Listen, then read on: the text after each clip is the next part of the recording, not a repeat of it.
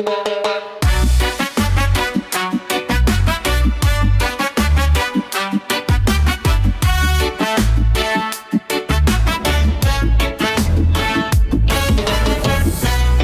taga-Pinas, simula pagkabata hanggang sa ngayon. Politiko, puro pangako, pero sa likod ng upuan may nakabaong sikreto, flood control, project daw, pero nasaan isang ghost project to? Asan ang pondo? Kung bakit hanggang ngayon wala pa rin?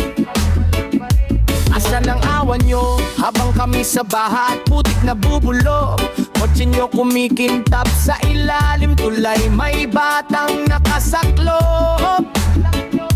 Inahin nyo sa utang ang kinabukasan ng bawat sanggol. Nakakasilang ako'y handang lumaban, sumigaw ng totoo, kahit ipitin nyo ang aking leeg sa delubyo. Nasaan ang pagmamahal nyo sa bayan? Kung bawat boto ginawang kalakal lang, milyon-milyon ang naghihirap, pinanood nyo lang. Darating ang bukas, kakarmahin din kayo.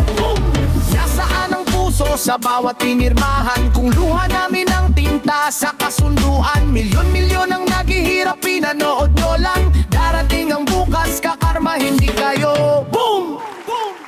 Isang pirma nyong baluktot, isang buhay na naman ang puputok sa gutom. Kayo naka-aircon, kami humihinga ng usok, sa deep na butas ang bubong.